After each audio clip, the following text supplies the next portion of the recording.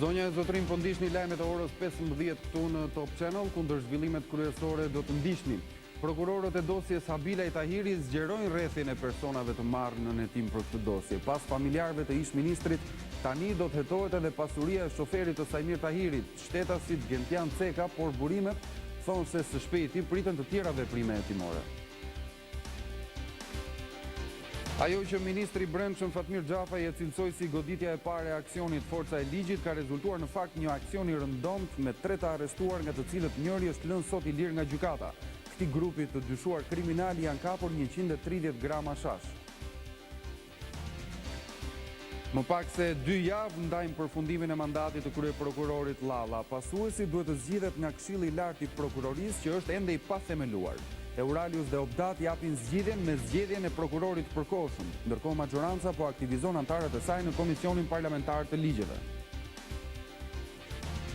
Njeriu më famkeq i Italisë, Totorina, po bën udhëtimin e tij të fundit për në vendlindje, Corleone, aty ku nisi të ndërtoi perandorin më të zezë të historisë italiane, Cosa Nostra. Gjatë këtij edicioni do të lidhemi me të dërguarin tonë në Sicili, Thimi Samargjiu.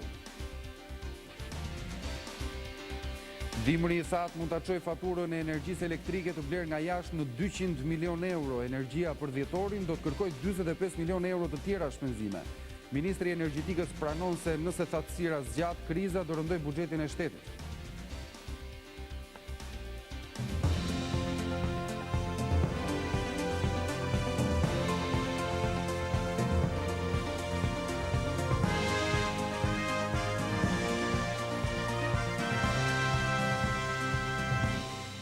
Prokurorët e dosjes Habilaj Tahiri zgjerojnë rrethin e personave të marrë në hetim për këtë dosje. Pas familjarëve të ish-ministrit, tani do të hetohet edhe pasuria e shoferit të Sajmir Tahiri. Shtetasit Gentian Ceka dhe burimet thonë se së shpejti priten të tjera veprime hetimore. Prokuroria e krimeve të rënda vendos në hetim pasuror shoferin e Sajmir Tahirit. Njësoj si të afërmit e ish-ministrit Tahiri, asetet pasurore dhe llogarit bankare të shtetasit Gentian Ceka do të verifikojnë nga grupi i prokurorëve të ngarkuar me dosjen Habilaj Tahiri.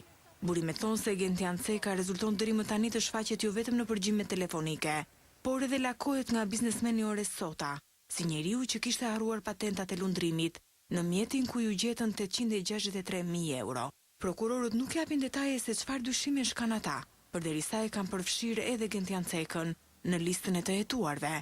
Ndërkohë shoferi Tahirit ka shpjeguar se patentat e ish-ministrit i kishte marrë në Durrës dhe i kishte harruar në kroskotin e makinës së Ores Sotës 2 muaj më parë.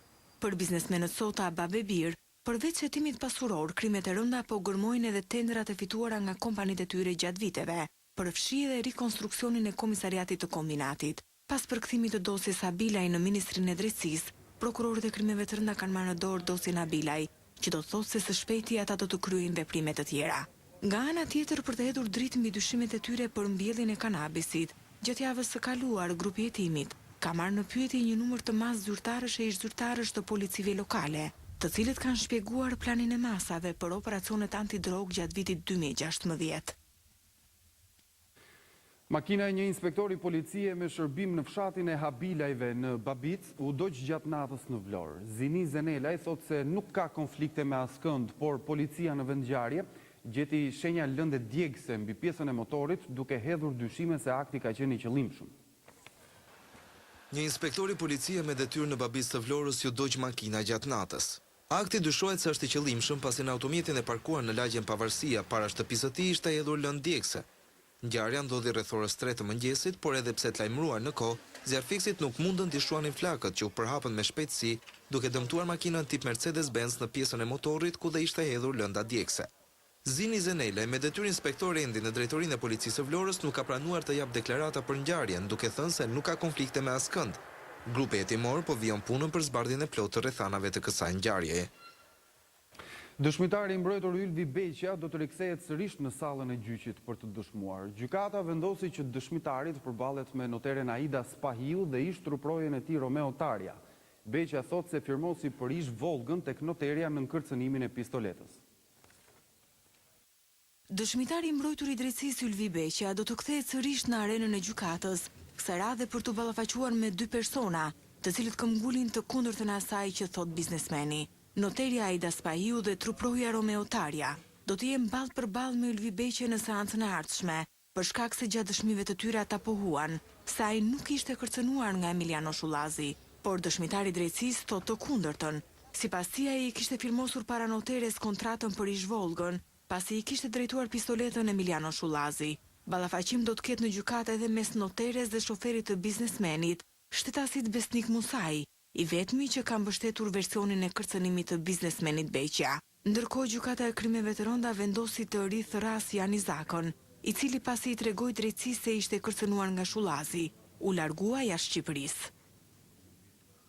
Ajo që ministri i Brendshëm Fatmir Xhafaj e cilësoi si goditja e parë e aksionit Forca e Ligjit ka rezultuar në fakt një aksion i rëndomt me 3 të arrestuar, nga të cilët njëri është lënë sot i lirë nga gjykata. Këtij grupi të dyshuar kriminal janë kapur 130 grama hashash. Ky grup kriminal që operonte kryesisht në zonën e Fierit dyshohet se ka qenë i përfshirë në disa ngjarje të rënda si vrasje, rrëmbim personi për të cilat po vijojnë hetimet intensivisht. Goditja e grupit të parë kriminal në qytetin e Fierit në kuadër të aksionit policor Forca e Ligjit ka rezultuar një aksion i rëndomt me 3 të arrestuar, nga të cilët njëri paraplegjik me karrocë dhe 2 të tjerë që u kapon me rreth 130 grama hashash. Gjykata e Fierit ka vendosur të lirojë njërin nga 3 të arrestuarit, Kujtim Kuçin, për arsye shëndetësore, pasi është i paralizuar dhe lëviz me një karrocë. Ndaj tij rëndon akuzar mbajtjes pa leje pasi u gjet një pistolet, ndërsa 2 të tjerët, Dritan Tusha dhe Bashkim Ahmeto, akuzohen për prodhim dhe mbajtje të lëndëve narkotike dhe janë lënë në burg nga gjykata deri në përfundimin e hetimeve. Këto janë akuzat që policia u ka referuar 3 të arrestuarve në Fier, në kuadër të goditjes së atij që ministri Xhafaj e cilësoi si grupi i parë kriminal që binte në rrjetën e aksionit Forca e Ligjit. Ndryshe nga sa deklaroi policia, ndaj tyre nuk ka asnjë referim në prokurinë e Fierit për grup kriminal apo për vrasje dhe rrëmbime, ashtu sikurse nuk ka asnjë referim për akuzat e trafikut të lëndëve të forta narkotike, si kokainë dhe heroinë. Gjithashtu asnjë referim për hetimin pasuror ndaj tyre, ndonse policia deklaroi se kishte identifikuar prona që dyshoheshin si produkte të pastrimit të ardhurave nga aktiviteti kriminal. Një italian me banim në Tiranë u arrestua nga policia me qëllim ekstradimin pasi rezultoni shpallur në kërkim ndërkombëtar. Ciro Dentice, 50 vjeç, është dënuar nga gjykata e Triestes për shkelje të ligjit mbi drogat, pastrim parash, falsifikim dhe armbajtje pa leje, ku i kanë mbetur për të vuajtur 3 vjet, 3 muaj e 7 ditë burg. Po ashtu në pranga është vënë edhe Lefter Lamaj nga Vlora, i cili kërkoi nga autoritetet italiane për veprat penale, pjesëmarrje në organizat kriminale dhe shfrytëzim prostitucioni. Flasim tani për Totorinën, padrinon famkeq të mafjas siciliane që vdiqte njëjtën e kaluar në burgun e Parmës në Itali, ku vuante 26 dënime me burgim të përjetshëm. Kortezhi me trupin e pajet është nisur nga veriu i Italisë drejt Palermos, ku kumbari do të varroset në Corleone. Pranë varrezave të Corleones në Sicili ndodhet i dërguari Top Channel Thimi Samargjiu. Thimi, përshëndetje. Atëherë kur pritet të mbërrijë trupi i pajetit Totorinës në Corleone? Në fakt, Erlind, kjo ka qenë një zgjedhje në fakt që ka çuditur jo pak persona këtu në Corleone, lidhur me sjelljen e trupit të Salvatore Rinës në vendlindjen e tij, pasi Corleone është qyteti ku ai ka lindur dhe ku ka kryer pothuajse pjesën më të madhe të aktivitetit të tij kriminal. Ai ndodhet në Parma dhe familjarët kanë thirrur një agjenci funerale nga Corleone për të shkuar në Parma, në veri të Italisë, gati 17 orë udhëtim për të marrë trupin dhe për të nisur. Kam arritur të mësoj që makina e funeralit është nisur në orët e para të ditës së sotshme dhe pritet të mbërrijë këtu në Corleone rreth mesnatës ose në orët e para të ditës. Një zgjedhje kjo ndoshta e bërë nga vetë familjarët, të cilët kanë kërkuar të shmangin praninë e mediave, edhe pse mediat këtu në Corleone janë ndër shumë dhe pasi presin këtë moment dhe ne do jemi këtu për të mundur të filmojmë ato çfarë do mund të lejohet këtu në varrezat e Corleones, pasi siç mund shihni dhe pas krave të mi ndodhen makina policie, makina të karabinierëve, pra gjithë varreza e Corleones aty ku pritet të mbrijë trupi i Salvatore Rinës është rrethuar dhe mbahet në vëzhgim të rrept nga forcat e policisë dhe të karabinierëve. Por Lind, duke qenë se po vjen në rrugë toksore, a do të kaloj nga Capaci, vendi ku gjeti vdekjen gjykatësi Giovanni Falcone? Në fakt, Erlind, ndoshta edhe kjo zgjedhje është bërë për të shmangur këtë udhkalim, pasi nëse trupi i Totorinës do vinte me avion, ai patjetër do kalonte në Capaci, që është pranë aeroportit, ku ndodhe masakra famkeqe ku humbri jetën Giovanni Falcone, bashkëshorti e tij dhe 3 truprojet e tij, por duke ardhur në rrugë toksore, ai e shuman këtë pjesë duke kaluar përmes Reggio Calabrias dhe pastaj nëpërmjet gjirit të Mesinës dhe duke mbritur pikërisht në vendin ku ne ndodhemi për të hyrë në derën trupit të tij, arkivoli me trupin e tij për të hyrë në derën që ju po shihni tash dhe ku do bëhet ceremonia mortore.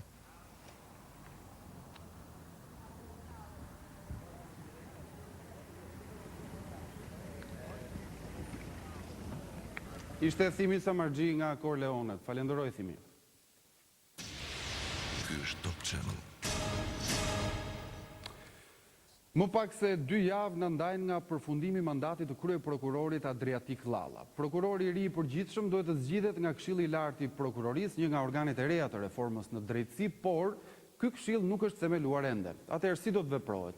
Si rëndom në raste të tilla, direktivat vijnë nga të huajt, Misioni Evropian Euralius dhe ai amerikan Opdat. Ndërkohë, majoranca po aktivizon antarët e saj në Komisionin Parlamentar të Ligjit.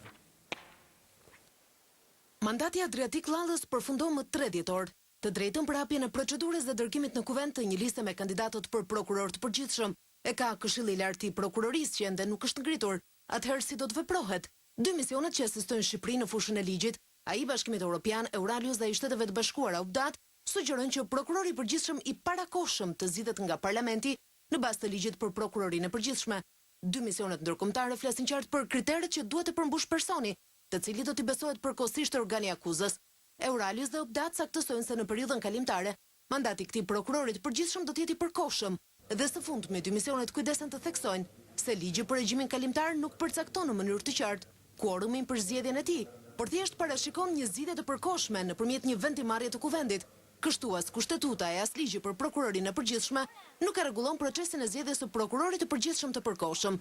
Si përfundim, dispozitat kalimtare përcaktojnë të drejtën dhe detyrimin e kuvendit për të zgjedhur një prokuror me shumicë të thjeshtë në prani të më shumë se gjysmës së të gjithë anëtarëve të kuvendit. Thënë me fjalë të tjera, ky prokuror i përgjithshëm i përkohshëm do të mund të zgjidhet edhe me vetëm 36 vota.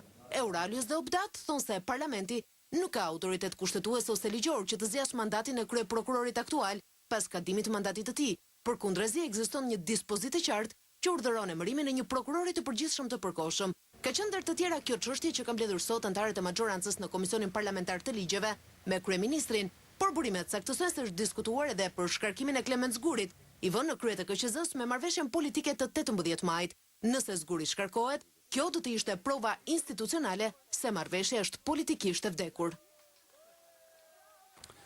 Gjykata kushtetuese është në pamundësi për të marrë vendime për shkak se nuk ka numrin e duhur sipas ligjit të antarëve. Këtë të martë, gjykata duhej të shprehej me vendim mbi kërkesën e shoqatës së prokurorëve ndaj ndryshimeve në kodin penal sipas reformës në drejtësi, por për shkak të mosformimit të trupit gjykues, vendimi u shtypur në datën 19 dhjetor. Nga 9 antarë që ka trupa e gjykatës kushtetuese, 2 prej tyre u ka mbaruar afati, ndërsa një tjetër gjyqtar për arsye shëndetësore nuk u paraqit në detyrë. Shoqata e prokurorëve kundërshton dhënien e disa kompetencave gjyqtarit paraprak në një kohë që kushtetuta ja atribuon prokurorisë, siç janë vendimet e pushimit apo dërgimit të dosjes në gjyq. Partia Demokratike përsëriti sot akuzën e bërë dje nga kryetarin e Bashkisë së Durrësit Vangjush Dako. Edi Paloka tha se Rama po mbron kryebashkiakun. Ndjekim deklaratën. Formula është përdor krimin dhe parat për të marrë zgjedhjet, e më pas, me pushtetin e fituar, pasurohu për vete, pasurohu dhe krimin. Ku Vangjush Dako është regjistruar gjatë zgjedhjeve të fundit duke u premtuar tendera kriminalëve më të rrezikshëm Durrësit në këmbim të blerjes votave. Por Edi Rama dhe Vangjush Dako nuk japin asnjë shpjegim shqiptarëve për këtë çështje. Qëllimi i tyre është të heshtin derisa të kapin plotësisht dhe prokurorinë. Edi Rama po e trajton kryetarin e Bashkisë Durrësit njësoj se Sajmir Tahirin, po i jep mbrojtje politike nga drejtësia sepse gjithçka dhe të gjithë lidhen me Edi Ramën. Kryeministri Rama premtoi sot pastrimin e Shqipërisë nga plehrat. Aksioni për pastrimin është një nga të parët që nisi kryeministri edhe në mandatin e tij të parë.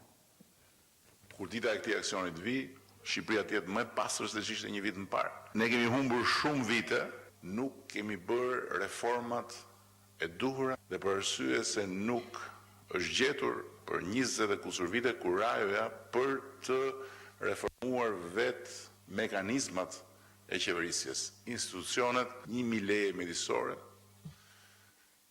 cilat janë lëshuar pa kritere pa karar dhe më pas nuk ka ndodhur pothuajse asgjë, mos thënë asgjë fare në monitorimin e respektimit të tyre. Janë fotografuar 9.100 vendhedhje pa kriter, pa karar, jashtë çdo lloji standardi dhe norme ligjore, plerash në gjithë hartën e Shqipërisë.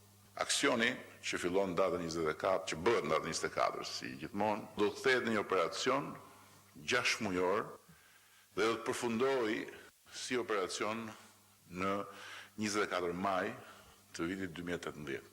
Çdo ditë. Dhjetori parashikohet të shënoj kulmin e krizës energjitike. Operatori i shpërndarjes e energjisë elektrike planifikon të shpenzojë 45 milion euro për të blerë energji nga jashtë. Fatura e thatësirës në total po shkon në 200 milion euro. Shqipëria është zhytur në një krizë të rëndë hidrike e cila pritet përkeqësojë edhe më shumë financat e sektorit energjetik.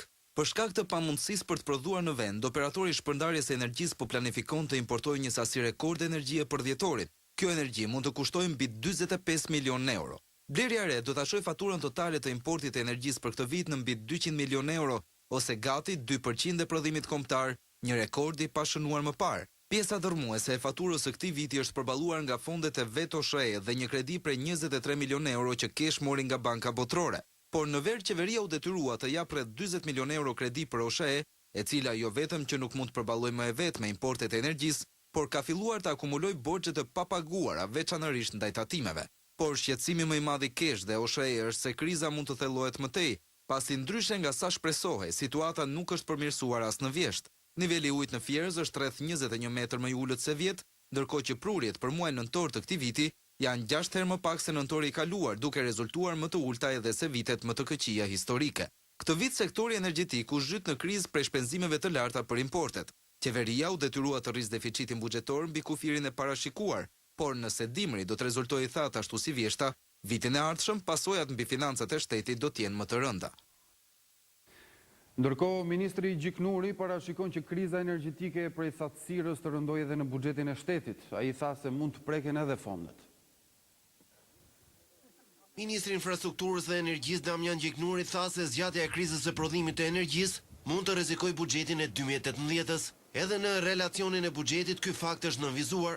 Pozicioni pafavorshëm financiar që mund të gjendet OSHE në rast të një situate të ndjeshme negative mund të ketë efekt domino në kompanitë e gjithë sektorit. Vetmja rrezik thash që kemi dhe që normalisht ne jemi duke kushtuar vëmendjen është ulja e prodhimit të energjisë elektrike brenda vendit, vazhdimi i thatësirës, gjë që ne nuk e parashikojmë, është i vetmi kërcënim që unë dua ta vëdaj se nuk ka ndonjë gjë për të fshehur, pasi vetëm vitin e kaluar kemi pasur 1.3-1.4 terawatt prodhim më pak për shkak të thatësirës, e cila bën që Shqipëria të jetë më ekspozuar ndaj importeve. Buxheti nuk parashikon fonde të drejtë për drejta për blerjen e energjisë, por do të ndiqet situata hap pas hapi se si do të operojë OSHE-ja. Nëse do të vazhdojë kriza edhe në tjetër e thatësirës, që se kam dorë, pasi se urron atë, do të shikojmë mënyrat se si do të financohet ky gap.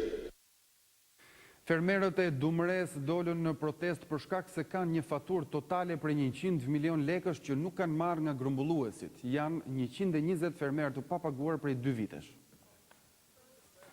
Fermerët e Dumres në Elbasan kanë protestuar për të kërkuar paratë prapambetura nga shitja e duhanit.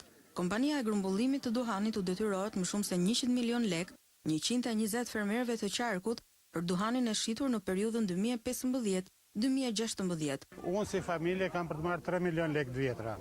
Kemi mjell duhanin edhe e kemi dorëzuar dhe kemi 2 vjetë si kemi marrë. Do me thënë, kalamajt janë në roktur për 1 vit edhe nuk kanë marrë 5 milion lek të vjetra, flasim. I kërkojmë qeveris në këtë drejtim që firma Mika Korça nuk ka hyrë në ajër me lejen e shtetit, me dijenin e shtetit. Unë si person i kam çuar dhe letër Ministrisë Financave dhe më ka kthyer përgjigje që nuk duhet akcente, thoshte ne s'majm asnjë lloj përgjegjësie e ma firma. Zona e Dumres është e njohur për këtë kulturë bujqësore dhe është një nga prodhuesit më të mëdhenj në vend. Me gjithë kërkesat që shoqata i ka dërguar Ministrisë së Bujqësisë, nuk ka marrë asnjë përgjigje. Të marri masa, ne kërkojmë lekët, i gjithë fermerët janë të gjithë shtresë e varfër. Për ndryshe, të organizuar do shkojmë para Kryeministrisë, para Ministrisë Ekonomisë, para Ministrisë Bujqësisë.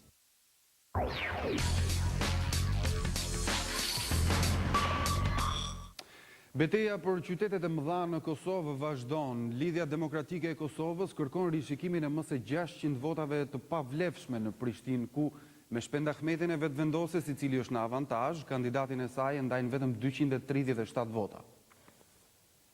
Lidhja Demokratike e Kosovës do të kërkojë rishikimin e 610 votave të pavlefshme në Prishtinë. Deputeti i saj Driton Selmana i tha për një media vendase se forca politike ku ai aderon ka dyshime të forta për gabime në këto vota dhe dëshiron sqarimin e plotë të tyre për të pasur në këtë mënyrë një tablo sa më të qartë të rezultatit. LDK-ja po kështu pretendon nga organet kompetente që të verifikojnë ndonjë mospërputhje të mundshme në rezultatet paraprake, pasi kandidatit të saj Arbana Brashi ju shtuan edhe 80 vota, duke ngushtuar në vetëm 237 vota diferencën me Shpend Ahmetin e vetvendosjes, i cili u shpall fitues në Prishtinë, ku ishte edhe betejë më e ashpër e zgjedhjeve lokale. Kur pam ndryshimin e votave, thot Selmanaj, i drejtua me autoriteteve apelin që t'i shohin mirë këtë raste e të kontrollojnë përse ka ndodhur gabimi apo nëse ai ka qenë i qëllimshëm. Bindja e këtij deputeti është se LDK-ja mund ta përmbys rezultatin në kryeqytet. Eksperienca e së shkuarës sipas tij tregon se në situata të tilla, diferenca e votave mund të ndryshojë shumë, por edhe nëse nuk e marrin Prishtinën, shtoi ai, ne sërish mbetemi partia më e madhe në vend. Në Prizren, sipas Selmanajt, LDK-ja nuk e ka përkrahur zyrtarisht vetvendosjen, por strukturat e saj ishin të hapura për bashkëpunim, me cilën do parti për të rrëzuar pushtetin e PD-k-s. Në të dy raundet e zgjedhjeve lokale në Kosovë, LDK-ja siguroi numrin më të madh të komunave, me rritje rezulton dhe Aleanca për Ardhmërinë e Kosovës, ndërsa PD-k-ja mori vetëm 5 të tilla dhe vetvendosja 3.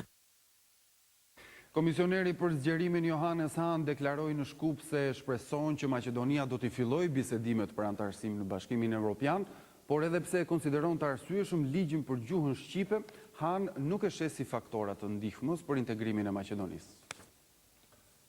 Ligjin për gjuhët Johannes Hahn e konsideron një kërkesë teje të arsyeshme, por Komisioneri Evropian i zgjerimit e bëri të qartë në Shkup se ai nuk është pjesë e prioriteteve të Brukselit në kërkesat e tyre ndaj Maqedonisë për avansimin e vendit drejt Bashkimit Evropian. Në konferencën e përbashkët për shtyp me kryeministrin Zoran Zaev, zyrtari i lartë evropian e bëri të qartë se autoritetet maqedonase duhet të përcaktojnë tani sferat prioritare për të cilat llogaritet të fitojnë vlerësime pozitive nga Brukseli. E rëndësishme për Hahn është që qeveria të fokusohet tek ligjet dhe kriteret e nevojitura për të siguruar një rekomandim pozitiv. Nëse çështja e gjuhës mund të zgjidhet në kushte të tilla, atëherë në rregull, sqaroi komisioneri, por nëse duhen përcaktuar prioritete, kjo duhet bërë sipas interesave kombëtare. Hahn nisi sot në kryeqytetin Maqedonas fushatën e re Besojmë në ty, investojmë tek ty, BE për ty, e cila ka të bëjë me 3 sektorët mbështetës: punësim, arsim dhe përfshirje sociale të financuara nga IPA, Programi Operativ për Burimet Njerëzore 2007-2013. Komisioneri për zgjerimin bërriti në Shkup vetëm pak ditë pasi priti në Bruksel zëvendës kryeministri i Maqedonas Bujar Osmani dhe ministrin e jashtëm Nikola Dimitrov. Qeveria e Zaevit shpreson që me marrjen e drejtimit të Bashkimit Evropian nga Bullgaria në janar të 2018-s, Maqedonia do të mund të hapë procesin e bisedimeve për antarësim në Bashkimin Evropian. Në Maqedoni ndodhet për vizitë presidenti i Republikës Ilir Meta, i cili ka takuar krerët e partive politike shqiptare. Takimet u zhvilluan veç e veç me Ali Ahmetin e BDI-s, Bilal Kasemin e Besas dhe Zjadin Selën e Aleancës për Shqiptarët. Meta mësohet të ketë vlerësuar rëndësinë e faktorit politik shqiptar në harmoninë ndëretnike dhe theksoi vlerat e dialogut dhe bashkëpunimit në sajti integrimit euroatlantik të Maqedonisë. Nga Partia Demokratike Shqiptare e Menduthaçit u mësua se gjatë takimit dy palësh është biseduar për situatën politike në vende rajon si dhe rolin e Shqipërisë. Presidenti u takua gjithashtu edhe me liderin e VMRO DPMN-s Nikola Gruevski si kreun e opozitës maqedonase, me të cilin ndan mendimet e tyre në lidhje me rëndësinë e rolit të opozitës gjatë proceseve euro-integruese të vendit. Nëse je pranë një vendi ngjarjeje, nëse je pranë një aksidenti, nëse sheh abuzim pushteti ose personi që shkel ligjin, ti raporto në Top Channel. Mund të dërgoni imazhe me pamje filmike në Viber dhe WhatsApp në numrin e newsroomit ton 069 31 31 311. Ti raporton. Lajmi tani je ti. Një 23 vjeçare humbi jetën në mesditë gjatë një aksidenti në aksin rrugor Lezhë-Tiranë. Një automjet e përplasi viktimën në afërsi të një pike karburanti në gjormë. Shoferi 30 vjeçar është shoqëruar në komisariat, ndërsa policia po punon për zbardhjen e rrethanave të aksidentit, i cili është i dyti i këtij lloji që ndodh në Lezhë brenda 24 orësh. Përdorimi i alkoolit nga të rinjt është në shifra alarmante. 67% e të miturve nën 18 vjeç, moshë që kufizon me ligj përdorimin e pijeve alkolike, në fakt rezultojnë të jenë përdorues. Konsumi i alkoolit nga nxënës të shkollave të mesme deri dhe 9 vjeçare është një alarm që kërcënon shoqërinë shqiptare.